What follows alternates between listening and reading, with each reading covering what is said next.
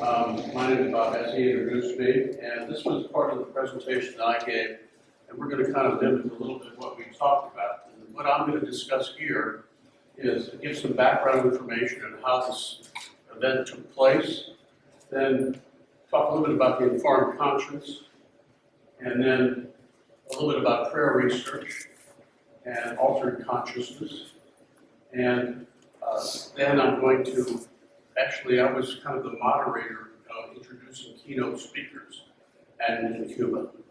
And so the background on how this all happened basically started in January when I went to Cuba to give a presentation to Catholic deacons, and then with a couple others was invited back in July to plan to give a presentation at the University of Havana. It didn't happen, but my friend Machado, whom I met there, was present. And when he saw what we were talking about, he invited us to come back in December for the University of Havana. Now, this is, it would be through the School of Medical Science. By the way, I don't know why, but when Apple prepares these, the numbers are sequential. When you put it in the PC, so that was kind of the historical background. Now, the historic event took place in December, and what made it historic was something was happening there for the first time in over 50 years since the revolution. Number one, religion was presented to the University of Havana, the School of Medical Science, through the School of Medical Science. The Archdiocese of Havana co-sponsored it with the University of Havana, which was historic because they were both names were on the schedule. And at the time, the University of Havana has been an atheistic school it's founded. It was not founded that way. It was actually a Catholic school, but at the revolution, it changed to an atheistic school. And the third thing that was historic is the Cardinal was actually present at the opening session. Now, the conference venue is rather interesting. What happened is Calixto invited us to be part of his symposium on his 7th International Symposium. And his symposium is on brain death and disorders of consciousness. And he's one of the world's experts on brain death and coma, etc. And he asked that we do a whole day session on spirituality and health as part of his symposium, which is what we're going to talk about. It was ironically held at the Trip of El Libre Hotel, which was the hotel where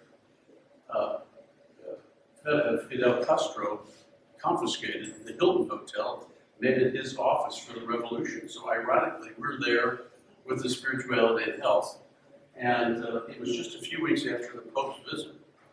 And one of the things that the Pope said when he was visiting, he said, "We do not minister to ideas, we minister to people," which I thought was rather interesting because obviously this détente, when it was announced here in the U.S., there were those who were in favor of it, those who were not.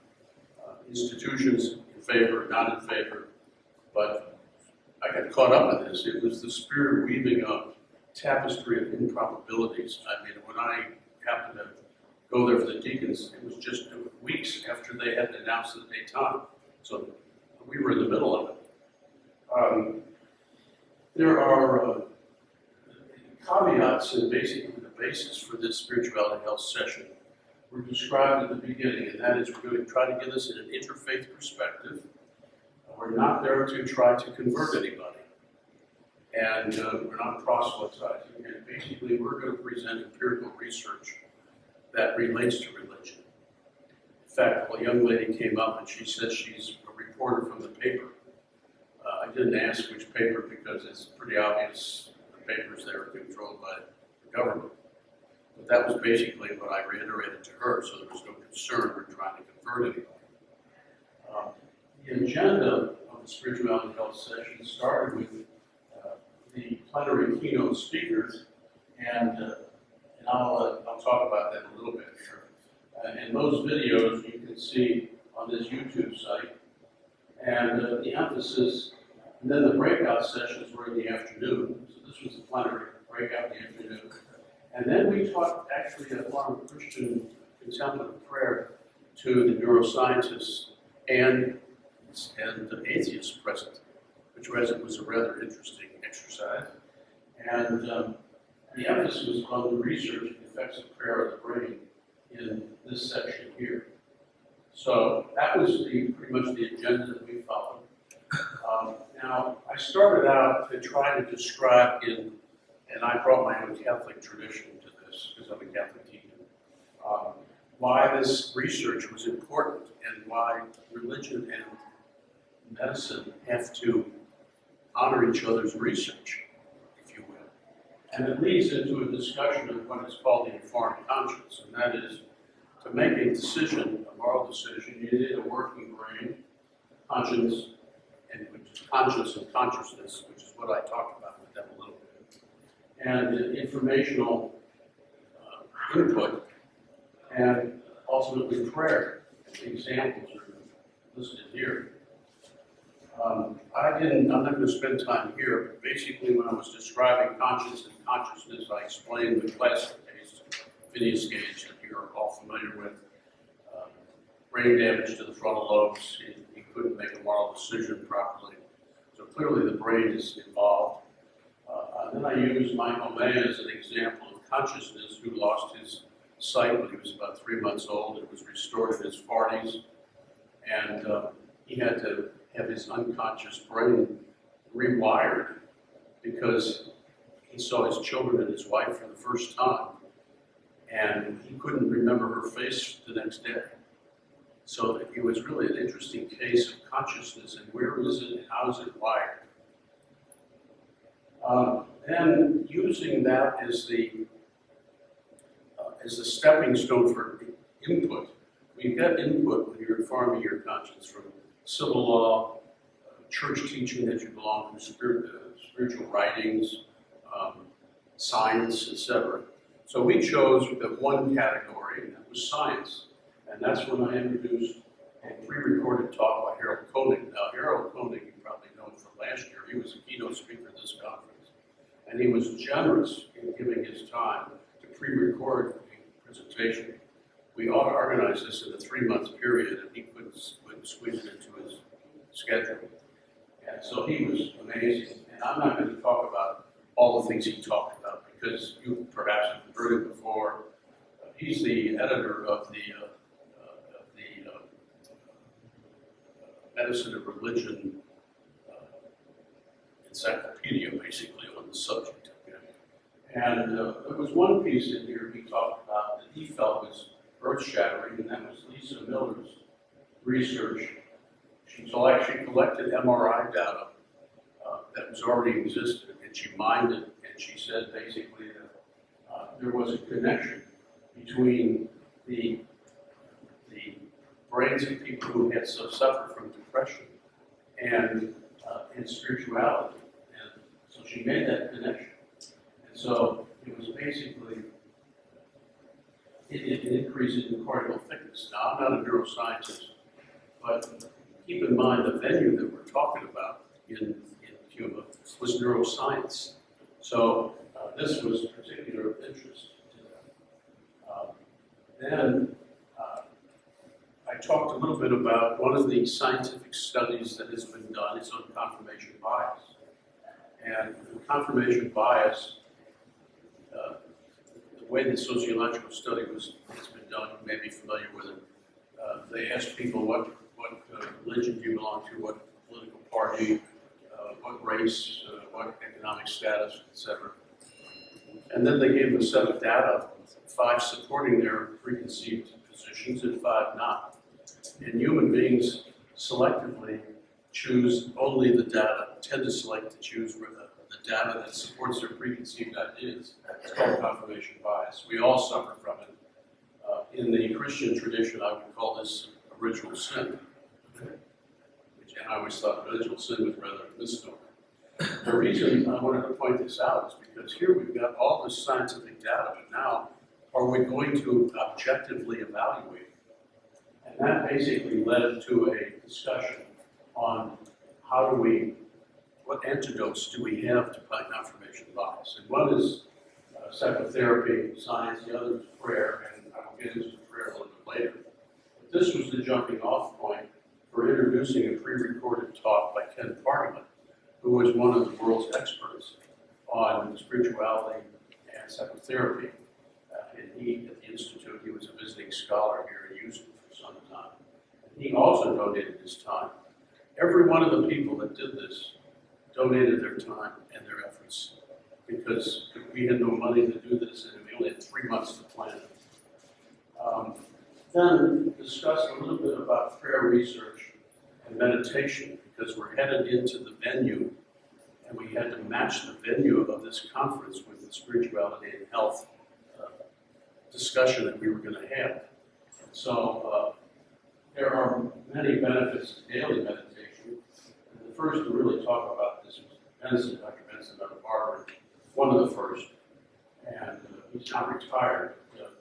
These are the benefits for meditative practice. Okay, and we went into that a little bit, but then there's Newberg's brain scans of Franciscan nuns doing centering prayer, and we did, and there's definitely a neuroplastic effect of the brain changing when you practice centering prayer.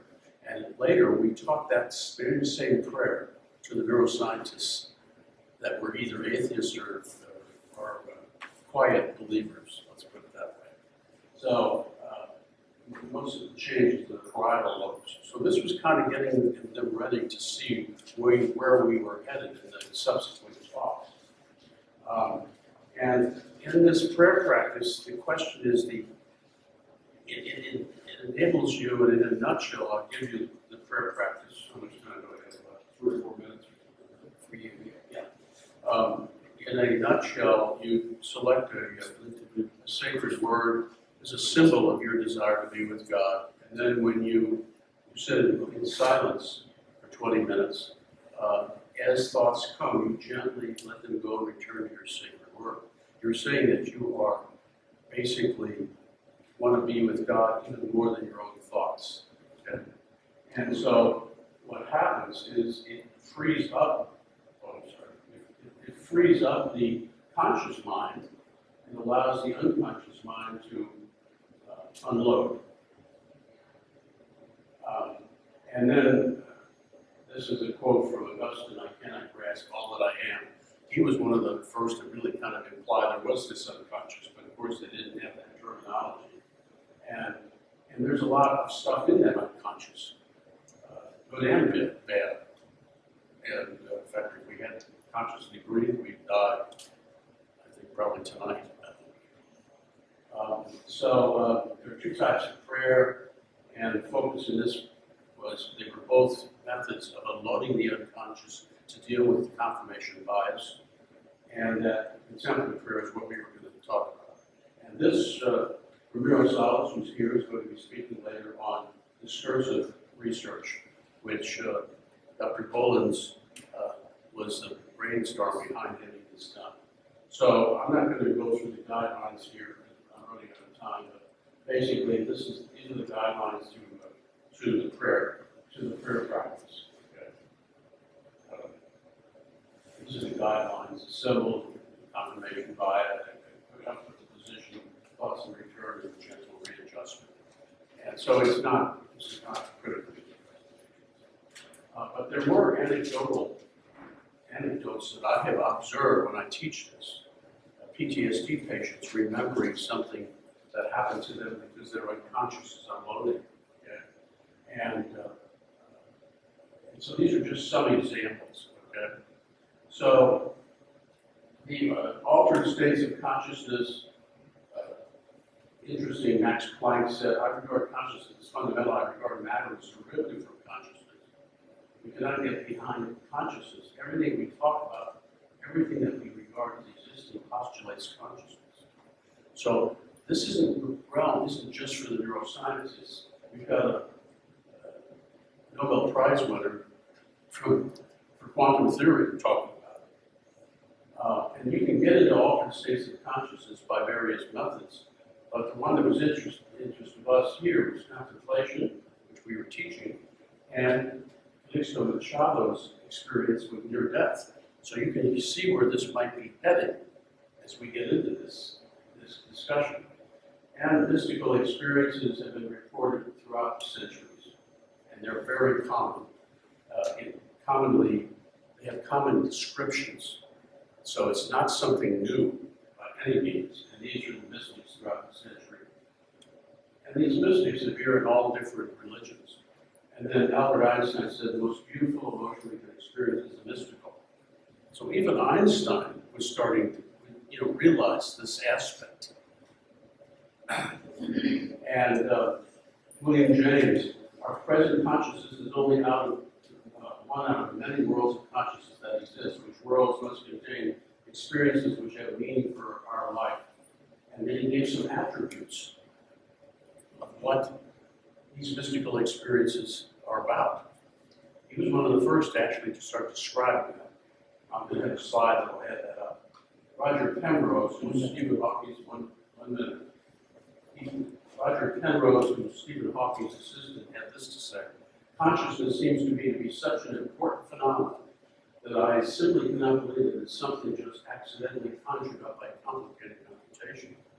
It is the phenomenon whereby the universe's very existence is made known. One could argue that the universe governed by laws that do not allow consciousness is no universe at all. Rather interesting.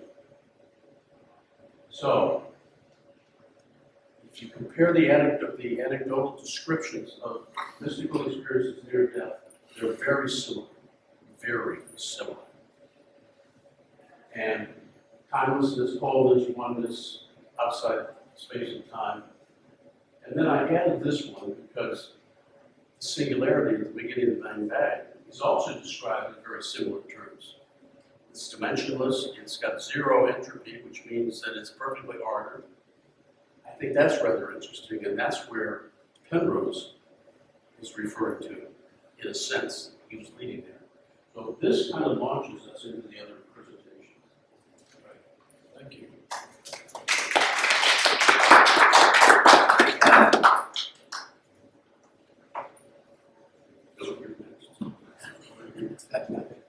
Do you have slides? Hello? I was giving a talk at Cuba, which I'm kind of going to condense and tell you what we did. So we studied the effects of prayer on the brain. And I'm going to start with Peter. Peter, sitting right there. So what I do, I work a better approach of medicine. I do brain imaging mainly on psychiatric disease, addiction, depression, anxiety, things like that. One day I met Peter, who was looking for a neuroscientist to try to see the effects of prayer on the brain. And what he's been doing is forgiveness, praying, psycho-spiritual healing. So what he does is, on people with depression, goes through, to me, very short, so this is 6 weeks, an hour a week of prayer. And if you have questions about exactly how does that happen, talk to Peter. So this is 6 weeks, 1 hour a week. Just according to self-report questionnaires, people feel much better after that. So actually there's something I need to say. Is I have no or very little confirmation bias in this field because I'm not religious. So when Peter came to me, I thought, well, this is just a cool experiment to do. I mean, I study depression, it would be dumb not to study the effect of prayer on depression. It's actually, there's no, to me, I guess, there's no scientific evidence of the existence of God, but there is scientific evidence of the existence of religion. So why not study it, right? So we do magnetic resonance imaging, we do anatomical and functional studies. Anatomical studies such as this, we can put this little region of interest, and that's the habenula, my favorite area of the brain, it's right there. And those are, it's a way of imaging fibers, so we can image the white matter and see how much and how strong the white matter is in different parts of the brain. This is functional imaging, so these types of imaging images are coming from when you are in the MRI scanner, you are actually doing something. So we give the subject a task to do inside the scanner. It's usually looking at some images. There's a mirror in front of your face, so you're looking at images, which could be things that are written and you have to read, or you can have a mouse and you have to move around the field, or anything you can imagine that you can do without moving your head can be done in the MRI, and then we can study which area of the brain is active when you do X. These are the different modalities we use, the task-based, so we look at which areas of the brain activate when you do something. We do resting state functional connectivity, which these are which areas of the brain are connected the most to which other areas of the brain when you're doing nothing. So you're in your basal state of mind, thinking about whatever you think when you're doing nothing, and we can measure which areas of the brain are more connected to which other areas of the brain. It's already known that, for example, in depression, some of the circuits are enhanced and some other circuits are decreased. We do diffusion tensor imaging. I want to show you where you can follow white matter in the brain. And we do volumetry, which is simply how big are each of the areas of the brain. That's what Bob was telling you about Lisa Miller's work, where depressed people have a thinner cortex. So we do all these images. This is Miller's study, which is kind of a landmark in this field. So Lisa Miller is the study that Bob just talked about, where there is a correlation, an association between depression and the importance of spirituality for people. This is a very good study because she was able to study a lot of people. Now, what is very interesting to me is most imaging studies are correlational, and actually most studies on health and religion or health and spirituality, they're all correlational, like Lisa Miller's study. Get two groups of people and ask them how important is spirituality for you, and measure something you want to measure, blood pressure, connectivity in the brain, anything. And then you come up with two bars and they're different, so you have a correlational study. There's very, very little interventional studies, and that's what Peter wanted to do. He wanted to say, well, I have this group of people, I can measure them now, have an intervention, which in this case was forgiveness and psycho health, healing, prayer, and then measure them again. So in a sense, what we're doing is an interventional study, and what we were able to do was have, for these depression patients, of which 13 had childhood trauma and 1 had adolescence trauma. So we can scan them before brain intervention, then 6 weeks of praying, so 1 hour a week with Peter. Well, the fact that it is with Peter is important. If you get to talk to him later, he's very unique. He's actually Phil Baldwin was sitting there. He did the math of this. Raise your hand, Peter. Oh, whoever. So that's Peter, and then Phil behind him. So Phil did all the maths associated with the study. And once Phil told me, well, maybe, you know Peter now, right? Yes. And he's so unique, he's so great. And I said, yes. So maybe what is healthy is actually being afraid of Peter. So I think there's something to that. So in the future, one of the things we want to do is to repeat these studies after Peter has been able to teach this to someone else, to some other group of people, and say, well, this works regardless of Peter. Right? So then we need to do that. So we scan people after praying, after 6 weeks, and we measure depression, anxiety, optimism, and spirituality before, after, and this is important, 1 year follow-up.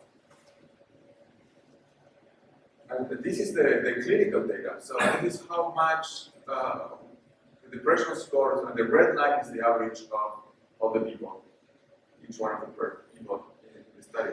So this is before they're praying, this is their depression score, 22. So this is clinically depressed, or is associated with being clinically depressed, being at 20. 6 weeks after prayer, the average is about 5, which is perfectly normal. So it's probably, you get a room like this, it will be at about 5. And very importantly, there's no contact with these patients between post-prayer and 1 year follow-up, and nothing changed. We have one person going back into depression, not as bad as it was, but went back into depression, but in average, and at least everybody else stayed healthy for a whole year with no additional treatment, which is pretty amazing. Same thing on anxiety. It went from being anxious to being normal or not anxious and staying 1 year follow-up. We have one person going up back into anxiety. It's not the same as this one. We measure optimism. Optimism goes up, but it's not as significant as depression or anxiety. That's interesting. And spirituality goes up. This is a reverse scale, so lower numbers are more spiritual. So spirituality goes up, but actually interestingly, not nearly as much as depression. So these are the clinical results. Now I'll tell you about the experiment, what we did in this experiment. This was Peter's idea, and then we discussed a long time until we were able to do this inside the scanner. So the task is, our subject is inside the scanner, has a little mirror in front, so they can see things that we projected in a computer. What we projected was a little message that says, go into the memories elicited by these words. And we use traumatic words customized to the traumatic event of each particular subject, right? For example, inappropriate baby and death. So one person said, these are the words that bring back my traumatic childhood memories. So we use those words for that particular person. And then there was, so we are like, I think it was 15 seconds on the memories, and then a short time, and then enter the feelings elicited by these words.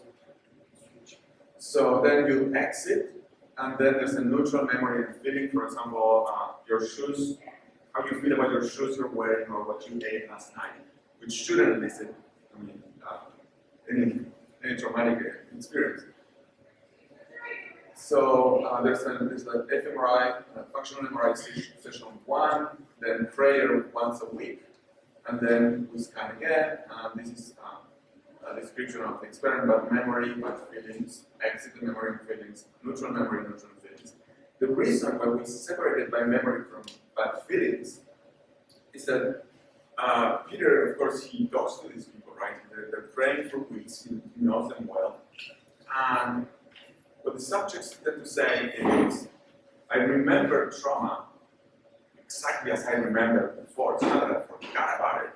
My memory is exactly the same, but the feelings associated with it are gone. Which, that's kind of the focus of the prayer, right? So what we wanted to see in the MRI is there a difference between memory and feelings before and after? So these are the MRI results. So these are the results of the task. This is the medial frontal cortex. Actually, that's interesting. This is the area Bob was telling you about when he mentioned Phineas Gage.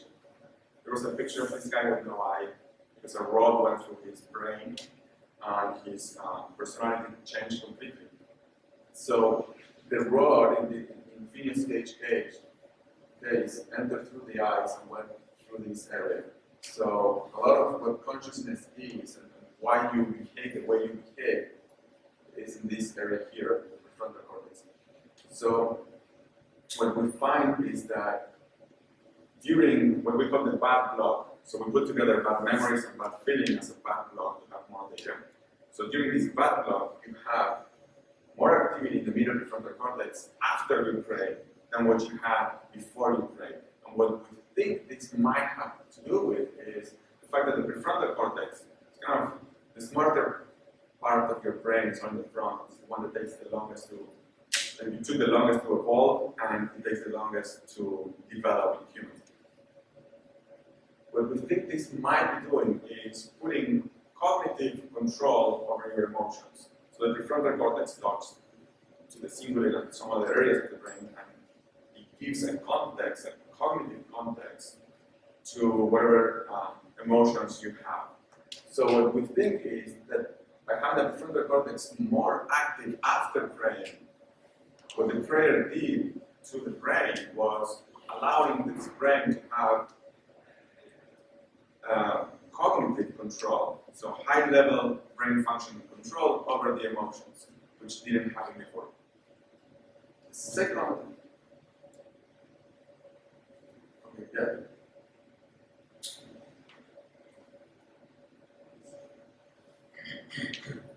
Let's go to the so the second piece of data is the precuneus. So it's yellow, small yellow thing here. So the precuneus is actually bigger, but we find one particular area of the precuneus lighting up. And this has the opposite effect. This is more active before prayer than after prayer. But interestingly, this happened only during the feeling block. So what we think is happening is that the precuneus is actually part of the default mode network. The default mode network is it's actually 4 areas of the brain that are highly active when you're doing nothing, in all of us. When you are not paying attention to any particular task, and a task might be to think about something, but if you're not paying attention to any particular task, the default mode network in the brain lights up and takes over. And what it does is all the tasks that need to be done at some point. So it has to do a lot with introspection and with the idea of self. So, and this is an area that is increased in depression. So the default mode network, including the precuneus, is actually hyperactive if you're depressed, because when you're depressed, you tend to pay less attention to tasks and more attention to rumination. So the default mode network is like that's up. What happens is we have the precuneus part of the default mode network more active before prayer, during the feeling block, but not during the memory block. And we think this is critical in that it's the part of the brain that we find a separation between memory and feeling. So according to Peter, the most important part, or one of the most important parts of these prayers are the separation between I remember exactly what happened, but it doesn't make me feel the way it used to. And we think that that comes from the precuneus, from stop ruminating so much, because we find this difference during the feeling block, but not during the memory block. So this is our data. So the precuneus is in charge of all the self-referential processes. Now, how many minutes do I have? How many minutes do I have left? Oh, you have I'll give you 5 minutes. So, thanks. So this is my favorite part of the brain. And this bunch, it has a bunch of connections. It talks to many neurotransmitter systems. So it talks to the reward, the mood, the anxiety and stress and attention systems in the brain. And it activates when something bad happens. And habanera activation makes you feel bad. And the reason the habanera is there, and fish, it's very important in fish, for example, the habanera. And the way, there's actually a paper on fish behavior and fish personality. So they claim that the fish personality is highly dependent on the fish habanera. So what happens with the habanera is it lights up when things go wrong, and why? And it makes us feel horrible through all these dopamine, serotonin, norepinephrine, and acetylcholine. We feel horrible when things go wrong. And the reason we have a habanera is so we can learn from behavioral mistakes. So when the fish turns right and he finds out that he's not with the rest of the fish, that everybody else turned left, he feels horrible and learns to turn left with the other fish. And same thing happens to us. We make a mistake, which are usually more complicated than the fish mistakes. But we need to learn from our mistakes, and the habanera does that by making you feel horrible whenever things go wrong. So we've been very interested in studying the habanera, and we find associations between the habanera with anxiety, depression, addiction, PTSD, cancer, anorexia. So there's many conditions in which the habanera is not functioning properly. So we wanted to study the habit in this experiment, and what we find, so the way to study the habit is to put this region of interest here, and these are the fibers that bring information, actually, from these areas that we know are important, frontal cortex areas. They bring information to the habit, and the habit decides, oh, the world is horrible, so I'm going to activate right now, or the world is good, the world is okay to me, and I'm not going to activate. So what we find is a little bit of the opposite of what I expected. More spirituality after praying. So the people who say, I feel more spiritual, I'm more connected to the spirituality after the 6 weeks of praying with Peter, they have more fibers in the habendula.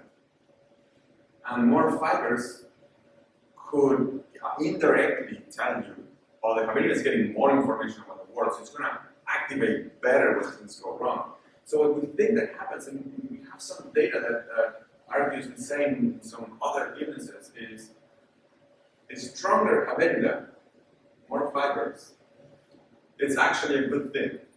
So it will make you feel horrible, but it will make you feel horrible when you have to. So you can learn from your mistakes, you can learn from your negative events, and we think this might be correlated. This might be part of why these people feel so much better after praying. Their habendula is maybe more fibers than habendula. Their habendula is actually being stronger. So this will tell you that instead of getting less pain, they get more pain. But when they have to, so they can learn about it, and then the habendula feeds onto the prefrontal cortex, and the prefrontal cortex can learn all these things and be smart about it and tell back the rest of the brain. These feelings are not so horrible.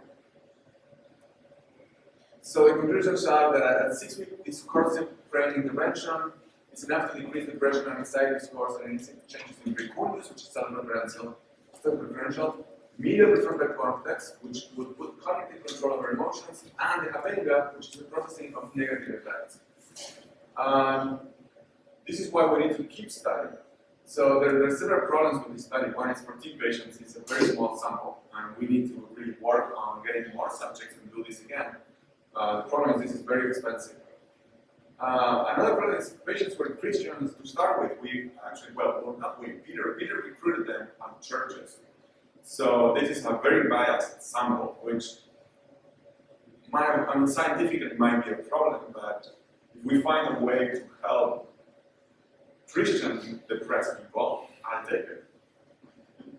Only Peter Boylan's did the prayers, which, if you know Peter, you know this is a big problem. We need more normal people. We need to study other things, and we need to study other religions. We need to study silent praying instead of discursive praying. We need to study more things that are not depression. For example, PTSD can attack PTSD with this method. There's many more things we need to do. There's people like I call it the habendalists now. We're a small group, but we're very passionate about the habendula. Peter, of course, fielded all the math and computer, and he basically did the whole study. On Harold Coding, which Bob mentioned, he used instruments also. This is the people in the lab who actually are running around and bringing people into the sky and things like that. So, next. Great.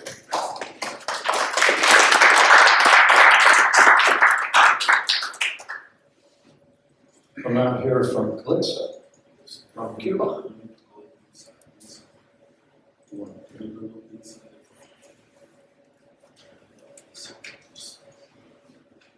Do you want to use the microphone?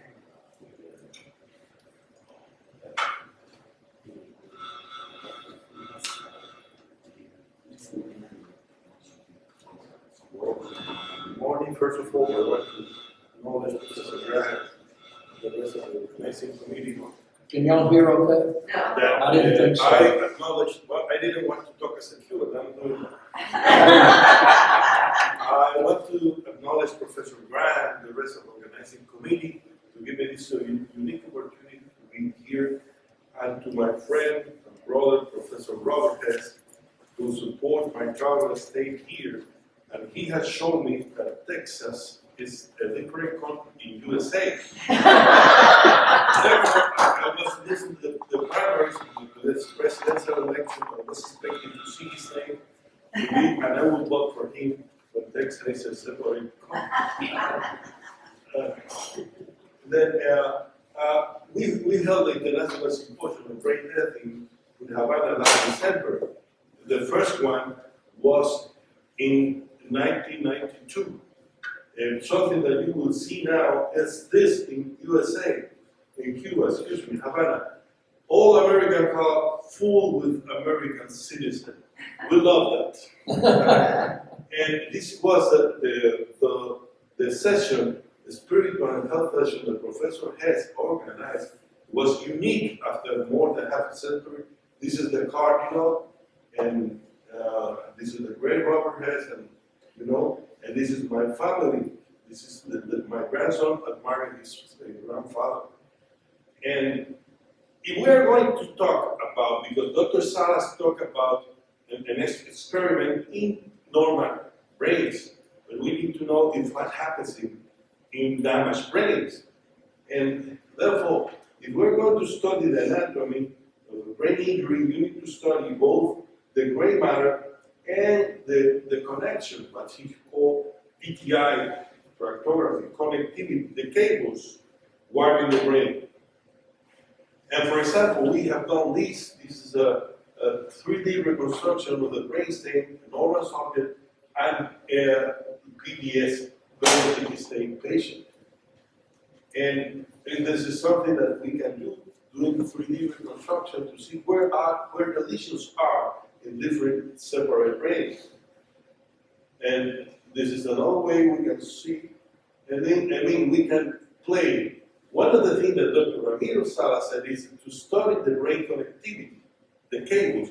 It has been possible since the development of the MRI, magnetic resonance image technique. For example, this is a case that you can see with a cervical trauma, and the tracks are twisted because, and then these are things that we can discover. This is a lot in symbol, probably the most terrible case, the situation that is full. There is a movie, the Diving Bell and the Butterfly, that suggests you to see only one because it's a movie and sad. This is my case. Can you touch in the center, Ramiro? This is in Spanish. His wife is asking to contact him. This is Cuba. Only with blinking, you say yes. Okay. This is. Estoy escuchando esposa ahora que cierra los ojos en este momento. This is the most terrible. Then we were able to discover where the lesion was and where the tracks were destroyed. This is a way we can move forward. But we can also assess cerebral blood flow and anatomy. You see here, for example, this was a sickle cell anemia patient with a small island in the frontal lobe, but this care recovered. We didn't know why. And then, when this is a 3D reconstruction of her brain, you can see how it's almost destroyed. But when we discovered connectivity, we found that this small island were connected or reconnected because of neuroplasticity and as well. Other thing that is that the PBS cases are isolated from the outer, and but then one mother talking. My son understands. Okay, let's do an experiment. And she talked to him, excuse me, and I record EEG, electroencephalography, and I compared with 5 women paired in age. And this is when the mother talked to him was a direct real activation. This is when all the women talk to him. What does it say? That this is the localization of activation we can discuss. I mean, that it was an emotional response to her mother voice. But we can also test it by so-called heart rate variability, is to assess the autonomic system. We always say, I love with my heart. We don't love with our heart. we love our brain. Our heart beat faster because all the connections from the brain and so on, we can discuss that afterwards. And well, I also study comatose patients. Then there is also the difficult case that they experience, and we can study with neurophysiology up to many ways. I don't want to go in details in technical aspects. But for example, we go now to the state of brain death. There is a very difficult moment, and here is a public debate in two main cases in the USA, the Jaime Max and Maurice Munoz, and it's fully covered. If we say something historic about death, at the beginning, ancient time, it was considered that a man was, a human being was alive when he breathed. But afterward, with the discovery of the circulation, blood circulation, William Harvard said that the main organ of the organism was the heart. But let me tell you, for many years, many physicians and many colleagues defend, this is Edgar Allan Poe, the premature period, that the only sign of death was putrefaction. You can imagine that this was very difficult. Then you needed to have person to follow up the patient for 3-4 days to see if the putrefaction appeared. The invention of the stethoscope gave by Laennec gave the possibility to physicians to make an objective assessment of cardiorespiratory function. And then in the 20th century arrived with the cardiorespiratory of death. But this important century in the history of human developed a lot of techniques, resuscitation, cardiorespiratory or pacemaker, and at the end of the 50s, in the ICU were cases with brain destroyed, no function, but the rest of the body was functional. And then a question appeared. They were alive or dead.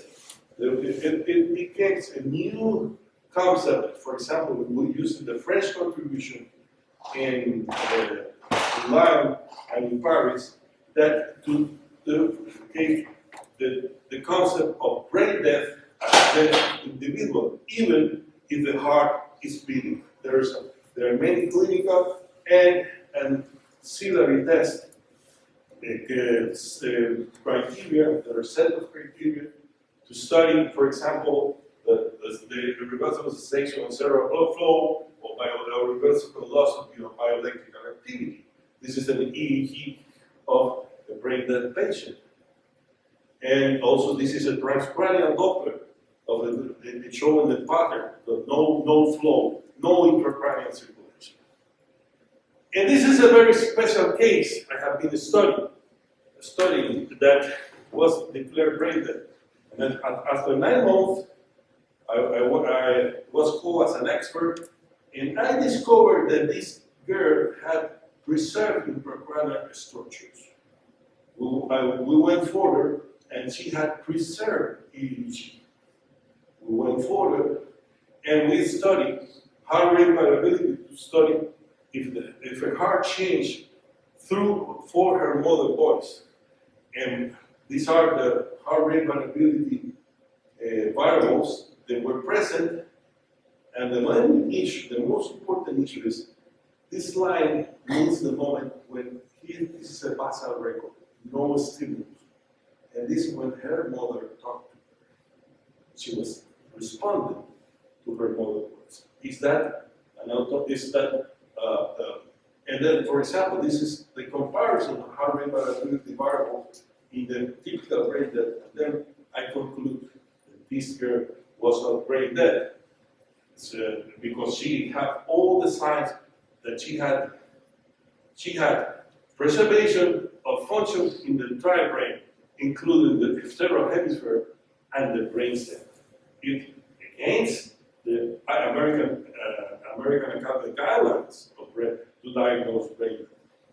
It's a very, and that's why in this case I describe a new disorder because she's not in coma, she's not in PBS, she's stuck in lucky.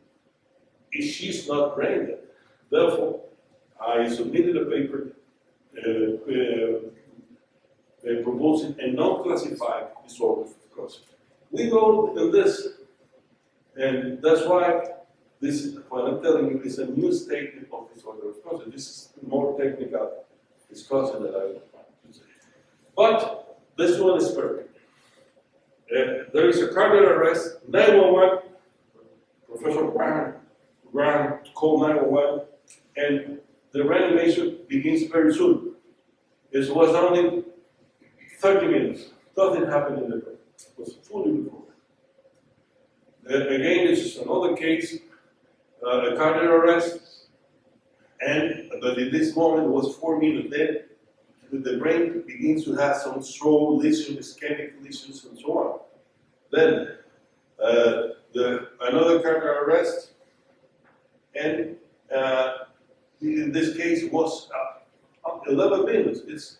And then there are broad lesions of the brain. Then another case, the cardiac CPR was too long or was delayed, and it was how many? About 25 minutes. The brain was completely destroyed. Then, when does death occur, or brain death occur? When there is immediately the cardiac arrest, or when the ischemia and anoxia are long enough to produce the reversible function of the brain. And this is very important because, for example, when there is a person found in a lake, a frozen lake, in Cuba it doesn't happen. Which are very warm to happen. And using extracorporeal system, what happened? 45 minutes and then it's a full recovery because it was a neuroprotective effect of the hypothermia. Oh, I assume when I saw the film Titanic, the many persons would be able to say because that scene was extremely cold, but the time is time. And that's why I want to come back to explanation about near-death experience and the project we are writing a protocol. What happened in the near-death experiences? Is it a dead brain or is it a brain in a high risk to die? Many near-death experiences are described when the person has a cardiac arrest and you do CPR. Of course, he recovers and say, well, I saw a tunnel, Therefore, this is the moment when we need to join neuroscience and spirituality studies and so on. Professor Robert Hesse proposed me that as I have a database of these cases have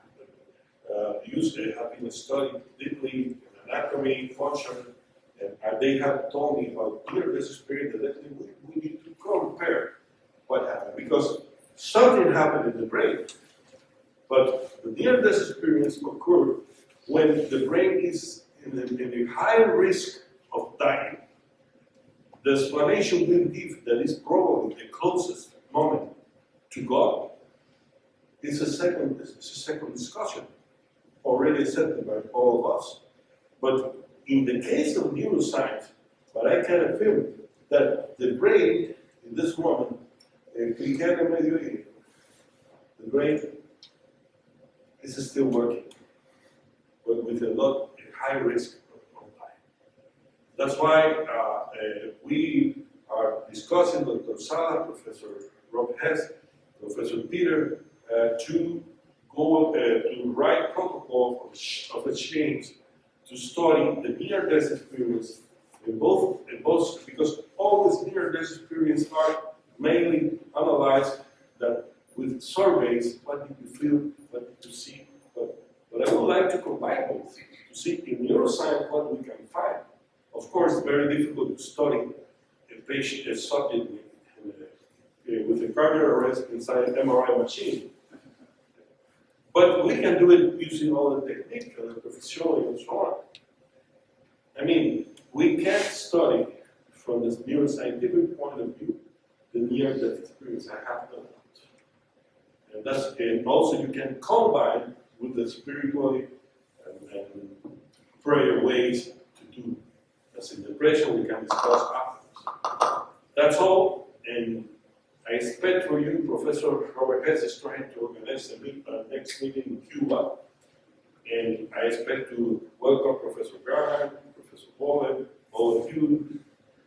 Cuba is a very nice place. And now we are friends, but we always were friends. Outside political issues, I don't like politics. We always loved American people. And I know that you have always loved Cuban people. We love baseball, we love boxing, we love American music. What else? Thank you very much.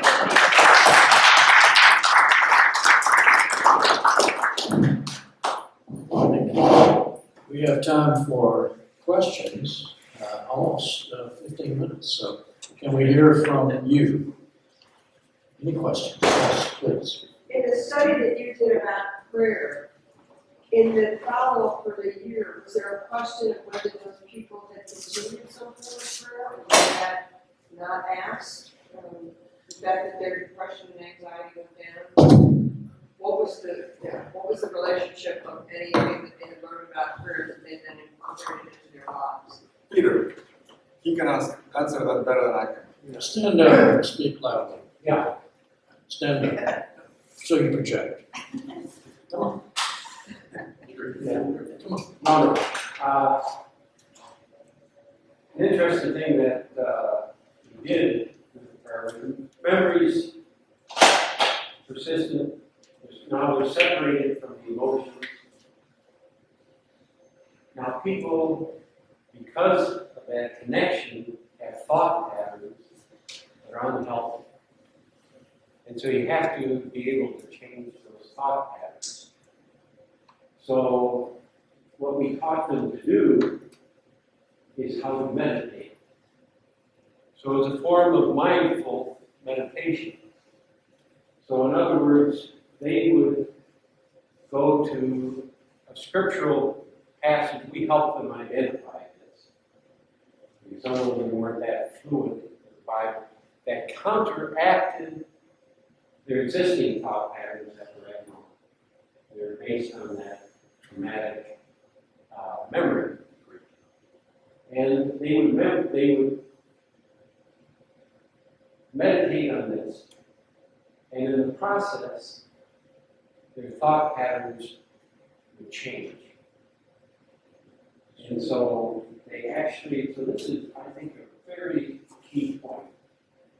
And the reason they thought patterns changed is it was easier for them to do that because now there were no flashbacks.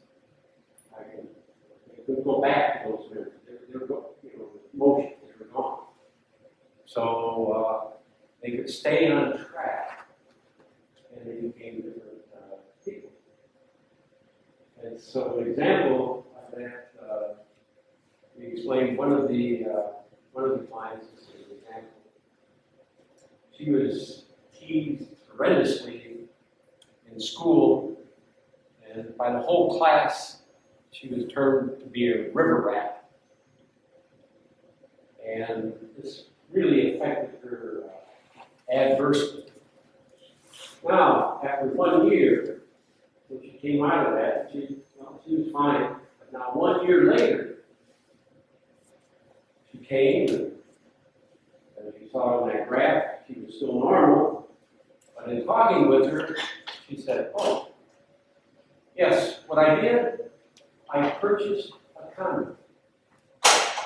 And I purchased this condo right near the church. And I like going to that church. And so life is very good for me." Now, she's not a wealthy person, so you can imagine the mental processes that had to go on in that ventromedial prefrontal cortex, along with the thinking center of the brain, And she had to make a lot of value judgments when you go buy a condo. And so she was able to do that because basically her whole thought patterns had changed, and there's no problem going back into depression or back into anxiety. Because basically she was a different person through meditation. But that's what I'm wondering, did she continue meditating in Right. the course Well, of the year? I can't answer that really because I did not do an in-depth interview on what you could continue to meditate and this and this and this. But he was very attentive to church going and the like. So, and I think when life gets better for most people, they say it takes about 3 months to change a thought pattern and imprint a new thought pattern in your brain. So once that is done, I think most people get on with life. I'd like to make an observation. I think it is extremely important that we have Dr. Salinas's scientific studies to back up what you have done. In other words, in our church settings, we pray for people in that. If I told someone, well, what I've done with prayer is separate the feelings from the emotions, the memories rather from the feelings, it wouldn't mean anything. It would have no meaning. But the study is so remarkable to show that and really affirm that that indeed is actually anatomically taking place. Is that right? Yeah, I mean, it's amazing. And I want to be honest with you. When you called me, Peter, at the Institute and suggested we be the conduit to the Baylor College of Medicine, I thought, oh boy, another prayer study. That's not going to work. I honestly did. So what did I do? I asked Robert Hesse to take over the project. And he did it with flying colors and took on the thing. And now we have a pilot study that really indicates we need to seriously look for money to justify continuing this study. I think it's an important one. That's my opinion. So, Yes. this is a great data and great information. I'm a clinical care attending. The one question, and I also used to work for MD Anderson, so I'm used to looking at research, doing like a randomized controlled trial, because the question is it actually the prayer itself, or is it the sessions that you're doing? So it would be interesting to do a follow-up study and take patients that are depressed, and it would have to be your same patients, but don't do the sessions, but without the prayer, and see what really happens to the scales. And Absolutely, Dr. Salas can speak to that. Actually, we're trying to make this study bigger and better.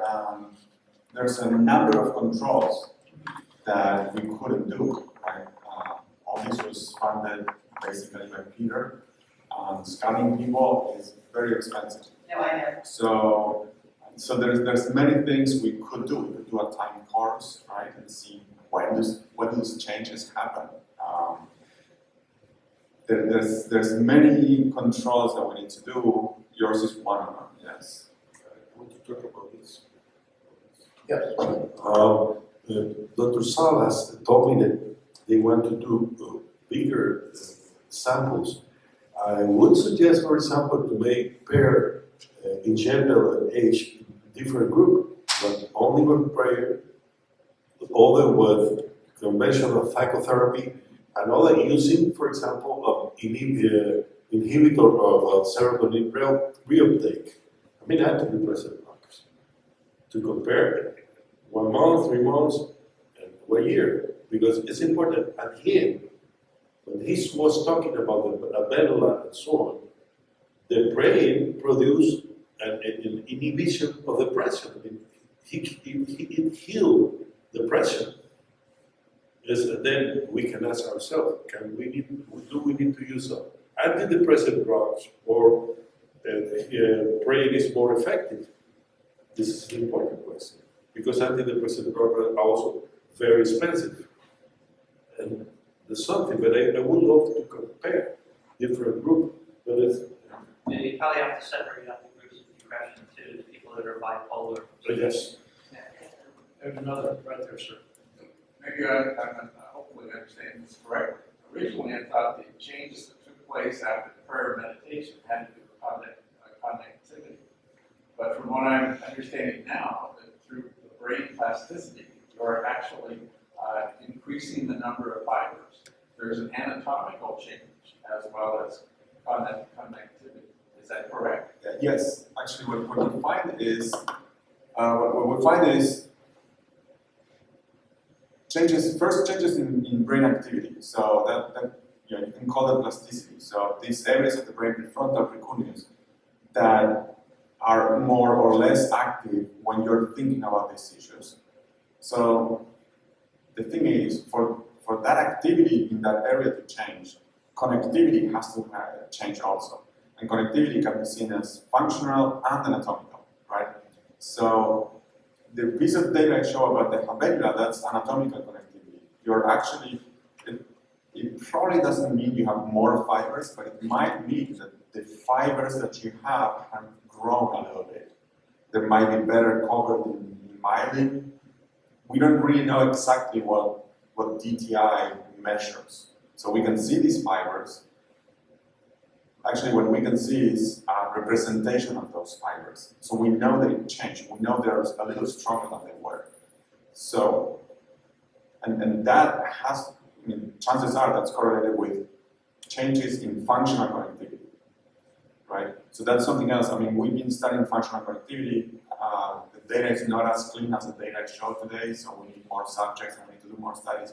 But yes, what I think is going to happen is there's going to be changes in functional connectivity, some of them correlated with changes in anatomical connectivity that result in the end in changes in activity when you are actually thinking about something. And this is the same mechanism that takes place when someone recovers from brain injury? No, probably not. So brain injury is going to be very different from this because you have all these cytokines and there's a whole different metabolic issue in brain injury. So I don't think it's going to be the same mechanism, but we don't know. on this, for example, probably the anatomical network is 6 with this, but when you have brain or other technique, they become more effective, the connection. This is so in the so-called graph theory, it can be studied. I mean, it's not only that you have a cable, it's to know how effective or functionally effective is this cable. You understand? And that's all the thing. In brain injury, the problem is that the fibers are cut. And then you need to go to neuroplasticity, rehabilitation to